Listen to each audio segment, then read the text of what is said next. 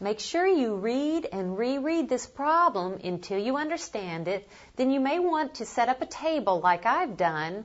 I'm letting X be the number of hours it takes Sandy to complete the job. That's paint the room alone. And remember, we were given that together they can paint the room in 4 hours.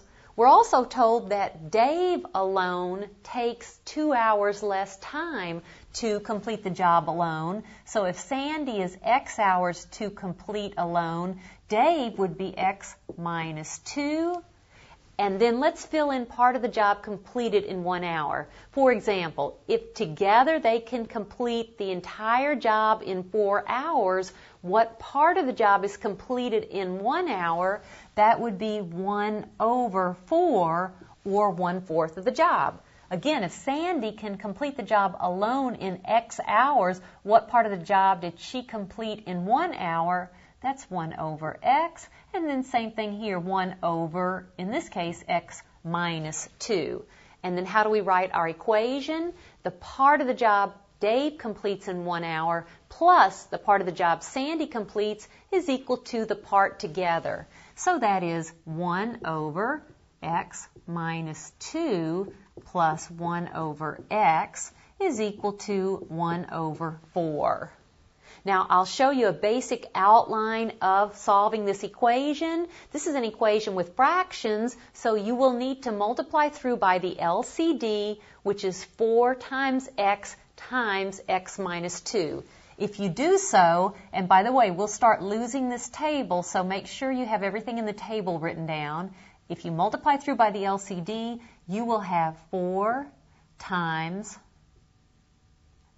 in this case, X plus 4 times X minus 2 is equal to X times X minus 2. Then multiply everything. You'll have a quadratic equation. Set it equal to 0, and you'll have 0 equals X squared minus 10X plus 8. This cannot be solved by factoring, so use the quadratic formula. And if you use the quadratic formula, you'll have X is equal to 10 plus or minus square root of 68 all over 2, and you will need to simplify this. There is a common factor, or I should say a perfect square factor of 4 here, so this is, I'm going to write it to the side here, 10 plus or minus, this is 4 times 17, so that's 2 square root of 17 all over 2.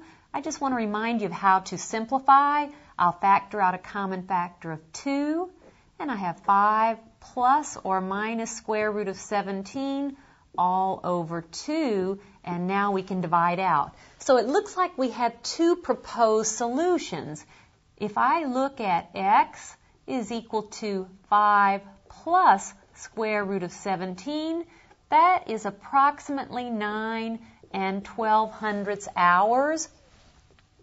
At the same time, let's look at 5 minus the square root of 17, and 5 minus the square root of 17, that's approximately 88 of an hour. Now, it looks like we have 2 choices then for answers. Remember, X represented how long it takes Sandy alone, but also remember we're told that Dave takes 2 hours less. So notice if this is Sandy's time, 2 hours less is a negative number, so we will reject this proposed solution, and this is actually the correct answer for the amount of time it takes Sandy alone.